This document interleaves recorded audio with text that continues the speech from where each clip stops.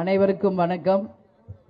கேப்டனுடைய 73வது பிறந்த நாளை முன்னிட்டு இன்றைக்கு தலைமை கழகத்திலே நடக்கின்ற வறுமை ஒழிப்பு தினத்திலே கலந்து கொள்ள வந்திருக்கும் எங்களுடைய கழக மாவட்ட செயலாளர்கள், எங்களுடைய தலைமை கழக நிர்வாகிகள், பகுதி வட்டம் மற்றும் மகளிர் அணி சகோதரிகள், இங்கு நடக்கின்ற மருத்துவ முகாம், எல்லா தரப்பட்ட முகாம்லையும் பங்கேற்க வந்திருக்கும் பொதுமக்கள், டாக்டர்ஸ் எல்லாருக்கும், அதே நேரத்தில் என்னுடைய சகோதரிகளுக்கும் பத்திரிகை நண்பர்களுக்கும் கேப்டன் சார்பாகவும் தேசிய முற்போக்கு திராவிட கழகத்தின் சார்பாகவும் பணிவான வணக்கங்களை நான் தெரிவித்துக் கொள்கிறேன்.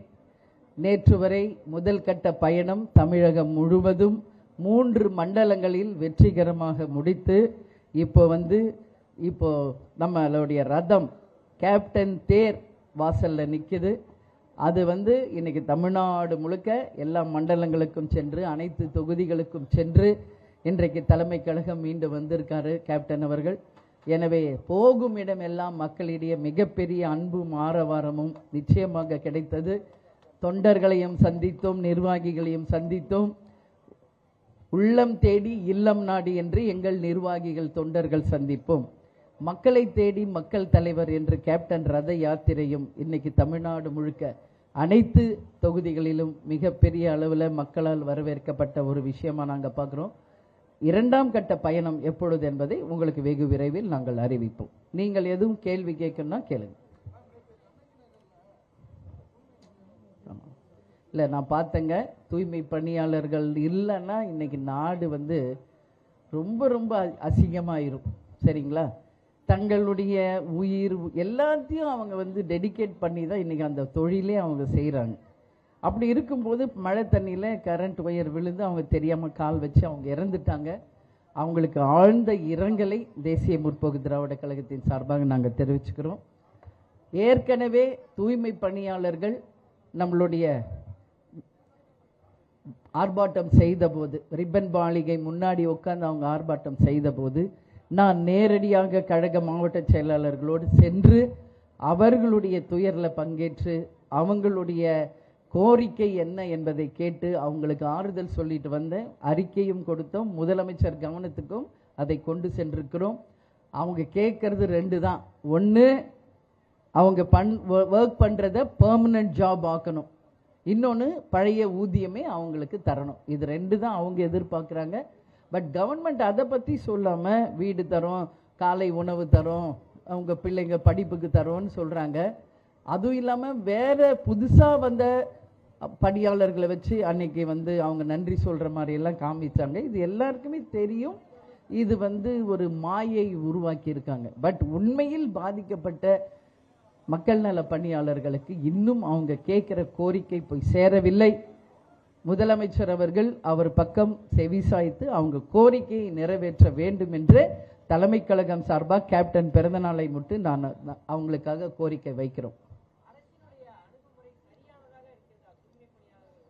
அதுதான் இப்போ சொன்ன இல்லைங்களா, அவங்க கேட்குற கோரிக்கை வேற, அரசு அறிவிச்சிருக்கிறது வேற. பட் அவங்க காலை உணவு கொடுங்க, எஜுகேஷன் கொடுங்க, வீடு கொடுங்கன்னு யாரும் கேட்கல. அவங்க கேட்குறது 2 விஷயம். நான் நேரடியாக போய் அவங்களோட பேசினேன். அதனால நான் ஆதாரபூர்வமாக உங்களுக்கு சொல்ல முடியும். அவங்க கேட்கறது நிரந்தர பணி. இன்னைக்கு தனியார் மயமாக்குறது எங்களுக்கு வேண்டாம், எங்களுக்கு கவர்மெண்ட் ஜாப் தான் வேணும், அது நிரந்தரமாக எங்களுக்கு பணி செய்ய கொடுங்க. பழைய ஊதியம் 48,000, அது எங்களுக்கு 28,000 அவங்க என்கிட்ட சொன்னதை சொல்கிறேன். அந்த பழைய ஊதியம் எங்களுக்கு தரணும். இன்னைக்கு பிரைவேட் கிட்ட போயிடுச்சுன்னா 14,000 15,000 கொடுக்குறாங்க. அது எங்களுக்கு பத்தாது இன்னைக்கு இருக்கிற விலைவாசியில். அதுவும் இல்லாமல் அந்த ஒர்க்கு நிரந்தரம் கிடையாது. அதனால் அவங்களுடைய கோரிக்கை தெளிவாக இருக்குது. நிரந்தர வேலை, பழைய ஊதியம், இது 2 தான். இதை அரசு நிச்சயம் செவிசாய்த்து அவங்களுடைய கோரிக்கையை நிறைவேற்றணும். என்னங்க?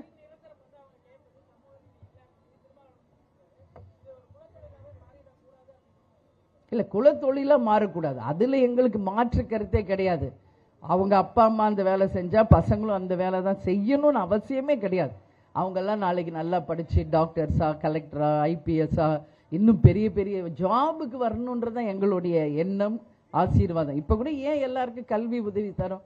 எல்லாரும் படிச்சு அவங்க சொந்த காலில் நிக்கணும், வாழ்க்கையில முன்னேறணும். பட் அவங்களுடைய கோரிக்கை இன்னைக்கு ஆல்ரெடி அந்த வேலை பார்த்துக்கிட்டு இருக்கிறவங்களுக்கு நிரந்தரமாக எங்களுக்கு பணி கொடுங்கன்னு தான் அவங்க கேட்குறாங்க. அதே மாதிரி பழைய அந்த ஊதியத்தை கொடுங்கன்னு கேட்குறாங்க. இன்னைக்கு கவர்மெண்ட் எவ்வளோ வரி வசூல் செய்கிறோம், இன்னைக்கு அத்தனை வரிகளும் இன்னைக்கு உயர்ந்து போயிருக்கிறது. ஏன் அவங்களுக்கு கொடுத்தா என்ன குறைஞ்சு போகுது கவர்மெண்ட்? அதனால நிச்சயம் அவங்களுடைய கோரிக்கைக்கு நம்மளுடைய தமிழக அரசு செவிசாய்க்க வேண்டும் என்று கேட்டுக்கொள்கிறேன்.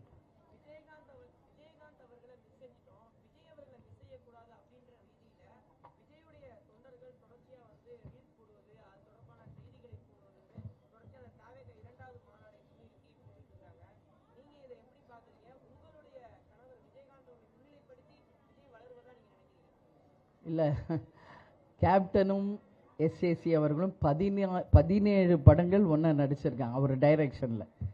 இன்னைக்கு தான் உங்களுக்கெல்லாம் விஜய் இப்போ பெருசாக தெரியுது. சினிமாவில் வந்து அரசியலுக்கு வந்த பிறகு நாங்கள்லாம் சின்ன பையனாக இருந்த காலத்துலேருந்து கேப்டன் அவங்கள பார்த்துருக்காரு. நம்ம வீட்டுக்கு பக்கத்து தான் அவங்க வீடு.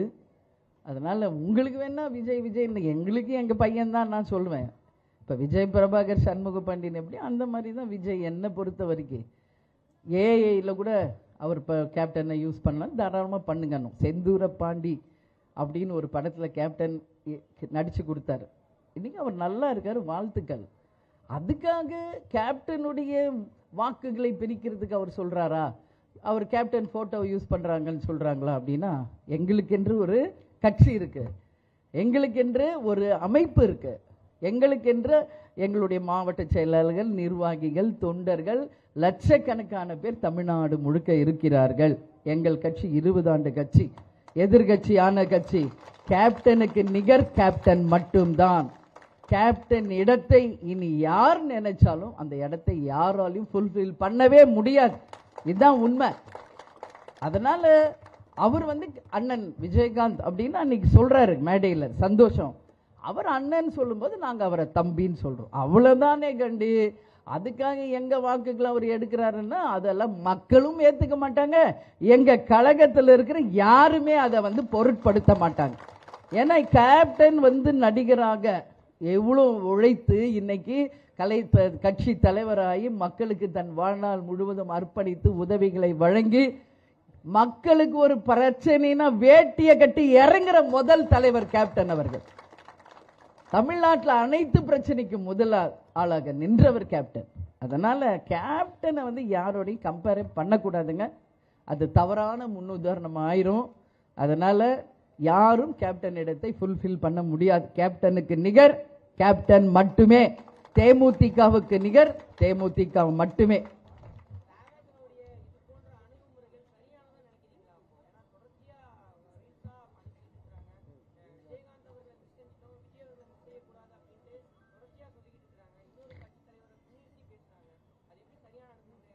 இது அவங்க தான் புரிஞ்சுக்கணும். இதுக்கு எங்க கட்சியில் இருக்கிற எங்கள் நிர்வாகிகள், தொண்டர்கள், ஐடி விங் அதுக்கு சரியான பதிலடி அவங்களும் கொடுத்துக்கிட்டு தான் இருக்காங்க.